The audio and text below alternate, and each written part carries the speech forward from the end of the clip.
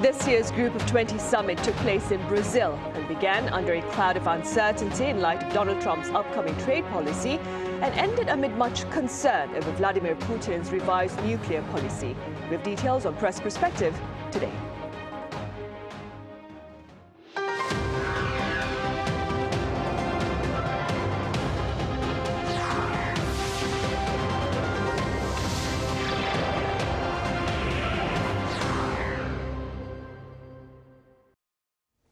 Hello and welcome to Wednesday's edition of Press Perspective for November 20th here in South Korea. I'm Min Sunhee.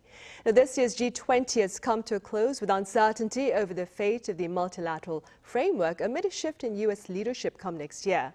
For more, I have Celio Fioretti, a correspondent for French daily Croix. Celio, welcome back. Glad to be here. I also have Fabian Kretschmer, a correspondent for German press agency. Fabian, it's great to have you back. Yeah, thanks. Right, Celio, we'll start with you then. Let's begin with a quick background about the G20 as well as its agenda for this year. Indeed, yesterday the G20 summit kicked off in Rio de Janeiro in Brazil. So the G20 is an annual meeting of the 20 largest economies in the world, 19 countries, including South Korea, and also the European Union for a total of 20. The group accounts for 80% of the world's GDP and 2/3 of the world population. So it's not something small. Last year they gathered in India and now in Brazil. And this year the Russian president will not be part of the show. Putin said he will not attend because his presence would wreck the conversation around the summit because he's under arrest for his alleged war crime in Ukraine. So he decided not to come. His announcement came after Ukraine urged Brazil to arrest Putin if he was supposed to travel there. Now, on the agenda for this edition of the G20 summit, besides broad discussion about macroeconomic developments, the experts anticipated, and it was true, that this year's summit would focus on the eradication of hunger. Brazil made it a priority for them. Brazil is looking to launch a global alliance against hunger with social programs and funding mechanism to address this global food shortage and supplies. The G20 was also a place for head of states to meet together, and this year it's a meeting between the British Prime Minister Keir Starmer and Chinese President Xi Jinping that made the headlines. The relation between London and Beijing have become quite strained, but the return of Trump pushed the British MP to maybe get a new relationship with China and start a new discussion. On this, actually, the Trump reaction is really also one of the biggest side topics that were discussed during this agenda. Right, indeed. And with the African Union joining the G20 last year, I believe some pundits are saying it should be called the G21 now. Regardless of that, Fabian, what are your thoughts regarding the relevance of the G20? Yeah, as Celio also said that a lot of world leaders are present. I mean, that's a rare chance that people get to talk. I mean, especially in a geopolitical environment where there are increasingly the building of blocks. You have the West, you have the more authoritarian states like China and Russia moving closer. I think it's important to have this platform. Many of the problems we have in the world, they are global. For example, how can we get to a more sustainable future with greener energy? This, I think, can only be solved if the whole world is fighting for one goal. Then, of course, the war in Russia, the war against Ukraine became truly global after North Korea's direct involvement. I think that's also an important thing that should be discussed internationally. And then I think it's also interesting what happens on the sidelines. I mean, you have this event and there's a lot of rhetoric. Sometimes, the substance is not as big as, the words are very full of emotion and very big, but actually the deeds or what actions follow maybe is then a little bit smaller. But during on the sidelines, leaders can exchange and can also have background talks, and I think that is really quite significant. Right, and while of course Fabian agrees that the multilateral framework is significant, as do quite a number of pundits here, Celio, what looks to be the fate of multilateral frameworks like the G20, like the APEC, especially amid the planned return of Mr. Donald Trump back to the White House next year? Indeed, it's quite uncertain, actually. The G20 leaders meeting in Rio de Janeiro tackled an agenda that reflected a shift in the global world order, trying to shore up multilateral consensus before U.S. President Donald Trump returned to power in January. Their discussion of trade, climate change, and international security will run up against the sharp U.S. policy change that will arrive with Donald Trump, from tariff to also maybe a proposed negotiation for peace in Ukraine. Now, U.S. President Donald Trump, President-elect actually, was not there at the summit. It was Joe Biden that was there. But his presence was almost everywhere in all discussions. Diplomats were trying to find a way to deal with isolationist America that will arrive and also fill the vacuum of power left by Washington. Trump's victory makes the future of the G20 summit quite uncertain, as the president-elect made some clear declaration that he wanted to, as always, make America first and maybe reduce the importance of multilateral discussion. Trump's approach is more some deal by deal, negotiation country by country, and not a global consensus. Also, another player is making trouble this year is Javier Milei, the president of Argentina. He's a close ally of Trump, and he threatened to block any communique endorsed by the G20 leaders. The Argentine government wants to make the G20 in Brazil kind of a test between the new force against the old force represented by the multilateral organization. What is appearing, and as Fabian said, it's really some blocks are forming, and we can see, I think, 4 blocks emerging. The US on its own, other G7 countries, mostly European, but also with South Korea on the board, promoting a more multilateral approach as it was before. And then you have the global South and Russia and China trying to have their own vision of the world. So China will probably benefit from that, actually, have a more divisive world. Right, and before we delve further into China's bilateral summits with a number of the European leaders at the G20, Fabian, how do you care to explain Mr. Trump's aversion, if you will, to multilateralism?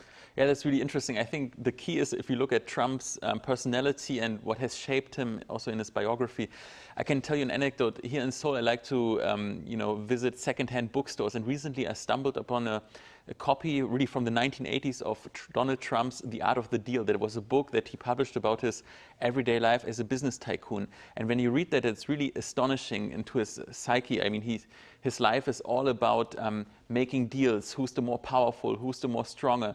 And he's already sounded exactly like he sounds today. And I think this strategy of making deals, he applied that from his real estate business now to policy, and basically sees politics as a zero-sum game. There are losers, there are winners, and he has to be the strong one, and he only cares, or mostly cares, for US interests. And I think multilateralism clearly works different, so there's a contradiction. Right, which is why, as Fabian, Celio, you mentioned he prefers bilateral interactions with his partners then. Celio, like you said, Brazil, the G20 in Brazil this year launched the Alliance Against Hunger across the world. And President Yoon, for his part, also delivered a speech highlighting the need for a fundamental solution to global hunger. Keeping in mind Korea's experience in the past, how can the country better support global efforts to eradicate hunger, do you think? Indeed, Korea has some first-hand experience and fresh experience about hunger. Today, South Korea ranks 32nd alongside Australia on the Global Food Index. This is due to measures and programs that the government developed to prevent malnutrition in the country. But 50 years ago, Korea was in dire state and was the most impoverished country in the world. Then the miracle on River Han happened, and South Korea went from receiving food assistance to providing some. Currently, it's one of the 20 strongest donors in World Food Program. Korea has successfully transitioned from this impoverished situation to one of the wealthiest countries in the world. Korea is already investing a lot, actually, in the global effort against hunger. The African Rice Belt was recently launched to help develop African country farming technology and provide them assistance in the culture of rice. The Korean International Cooperation Agency has branches all over the world and making such program in Asia, America, Africa. Also, what is interesting for me is how Korea turned one of its weakness into a strength. Korea is a rather small country with a lot of mountains, so it's not the perfect place for agriculture. Knowing that, they try to develop more smart farmings and new technology that can be useful to send through some partnerships to other countries to give a technological edge on farmings to places that will require those technology if the soil is not the perfect for that. So I think that's one way Korea can really work to fight global hunger. Right. Fabian, let's focus now on Europe's interaction with our neighbor China. Now, on the sidelines of the G20 summit, German Chancellor Olaf Scholz sat down with his Chinese counterpart Xi Jinping. What were some of your takeaways from that bilateral meeting? Well, there's basically only one topic that the German public really cared about, and that's China's role, or China's relationship with Russia and China's role towards the war in Ukraine. So we know that China is supplying Russia with dual-use products. Those products can be used in a civil way, but also by military. But now it was the first time that the German government said, we assume that China is helping to produce Russian drones that are used in the battlefield. That is quite a statement. And German Chancellor Olaf Scholz directly said that in strong words. We cannot and we won't accept it. So what does it mean? I mean, will Germany impose sanctions against China? I mean, that would be a huge step. You know that Germany and China are very big trading partners. German businesses, especially the car businesses, they are suffering now, but the last 20, 30 years, they really made a lot of profits on in the Chinese market. Vice versa, also Chinese companies export a lot to Germany. So there's a lot really or a lot at stake, let me say like this. And I would say right now it's alarming to what degree the relationship between China and Germany have actually decreased. Right, I see. Now, concerns regarding Ukraine were also raised by French President Emmanuel Macron during his bilateral meeting with Chinese President Xi Jinping. What is your assessment of their talks? Well, French President Emmanuel Macron met Chinese leader Xi Jinping on Tuesday, and he shared the desire for a durable peace in Ukraine. Macron made the comments at the start of the bilateral discussion on the summit sidelines, and he insisted that France and China have convergence of views on the conflict. Macron in May hosted a visit by the Chinese leader in Paris. Both heads of states have been holding numerous bilateral summits, but it was not great so far. Overall, Macron has a bad relationship with Xi Jinping. There was no real gain at the end of the previous meeting in May, and during his previous trip to Beijing, Emmanuel Macron made some comments that really provoked a diplomatic crisis amongst the French allies. While the G20 summit comments are nice and polite, it seems to be more of a diplomatic formality. This doesn't seem to be a real progress in the discussion about Ukraine, about security. The problem is France doesn't know how to talk to China. The government is split on how to address the Chinese position about the war. Some says China should be like a middleman for the negotiation for peace. At the same time, the government is also accusing China of working with Russia against Ukraine. And I think you cannot have a discussion if you're having the two ideas at the same time. France needs to choose one side, one way, one angle to approach China, and that will be able to make some progress in the discussion. Right. Meanwhile, Celio, on the broader topic of diplomacy, Mr. Trump's tapping of Marco Rubio, I believe, as Secretary of State has reportedly triggered greater concerns about US-China rivalry. Is Europe affected by these concerns, do you think? Well, yeah, I think yes, but not too much. No, it's not too worrisome for Europe.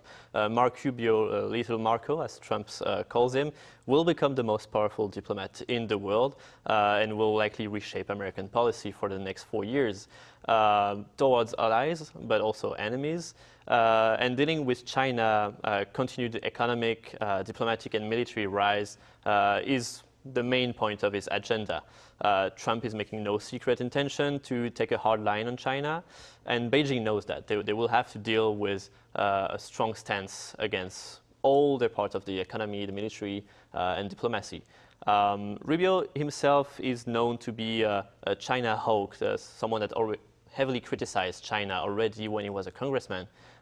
He was actually sentenced 2 times by China for his remarks on Chinese political program.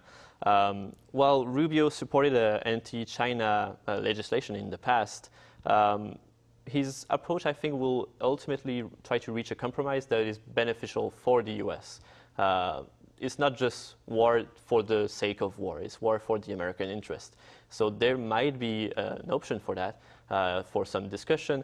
And European, when Mark Rubio was announced as the Secretary of State, it was not that threatening. Of course, all the cabinets of Trump can be a bit worrying, just looking at the profile. But for Europe, because he was already kind of an expert on China and already knows the file quite well, it's not too worrisome, especially because it's pro-NATO, pro-Taiwan also. So it's good news for Europe because it will not threaten the military security in Europe. Right. Against this backdrop, Fabian, some optimists say that tough times provide opportunities for growth by building resilience. That being said, and speaking as a foreign correspondent based here in South Korea, how do you suppose can Korea use this opportunity amid the great changes we're seeing with the new US leadership to enter the White House next year and, of course, the ongoing wars in the world? How can South Korea seek to use this particular crisis or tough times to build resilience?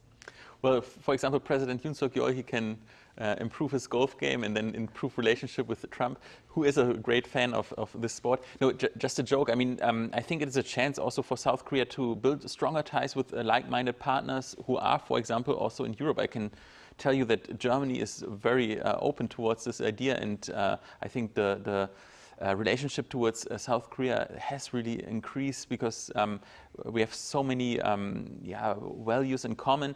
And to be honest, I'm not very worried about South Korea because in the strength of the country is really how to navigate through difficult geopolitical landscapes.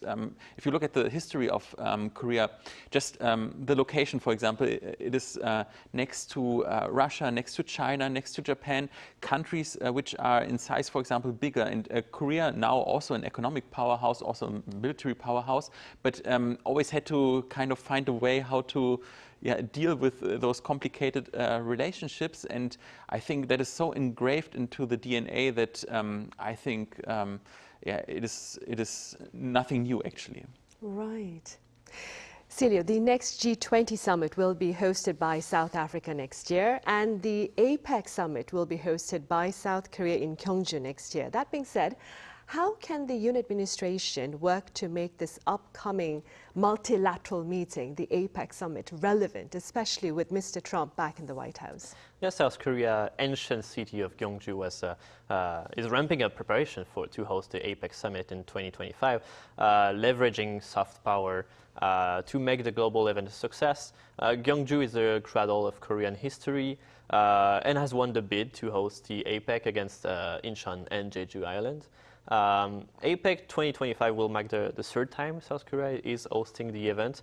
The first one was in Seoul in 1991, and the next one in Busan in 2005. According to city official from Gyeongju, APEC 2025 will reinforce the country's growing role as a key global leader. It also goes in the Yoon Suk-yeol policy of making Korea a global middle power to be able to talk with everyone and negotiate with every kind of topic. Also, the Korea is trying to become a global leader in cultural conservation, and I think Gyeongju is a perfect city for that. But also to promote the future industries in semiconductor, AI, and in all other field of science. And also the big role for Korea is the security in the Asia-Pacific region. With 14 months to go before the scheduled APEC summit, there will also be APEC economic leaders meeting will be hosted by some major Korean companies like the Korean Hydro and Nuclear Power, KHNP, also SK and Samsung, the two biggest companies here.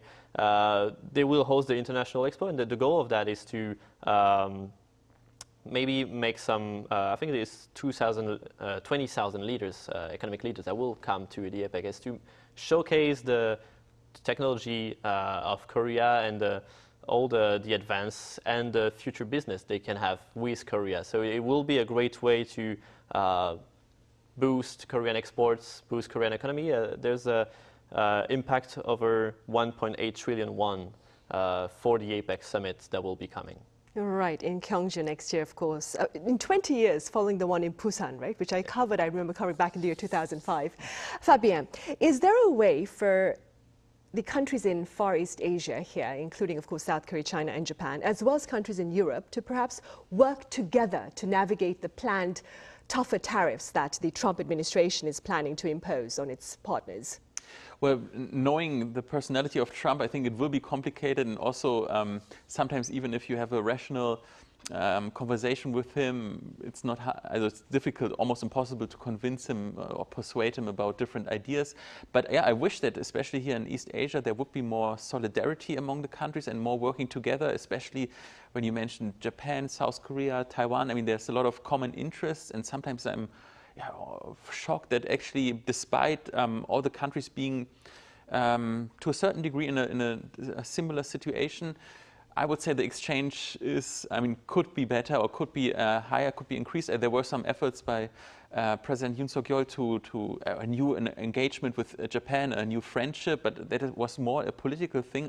I would say that among the populations, I think there could be still more also exchange, and economically that would be, of course, also beneficial. I mean, we see that in Europe, how through the European Union our countries and also economies have grown together, and also beyond the economy it has a lot of benefits. I mean, if you look at my home country and Celio's home country, I remember, for example, when my father told me about his youth, there were still some animosities because, I mean, Germany, you know, the dark past, and he was viewed a little bit suspicious. And now, I mean, there's so much exchange between French youth and German youth, and we learn each other's languages, etc. So I think that's the way to go to really grow together. All right, multilateralism then, all the way. All right, Fabian, as always, thank you so much for your time and your thoughts. And Celio, thank you very much for your insights. Right, well, that ends this edition of Press Perspective. Thank you for watching. Be sure to join us again tomorrow, same time.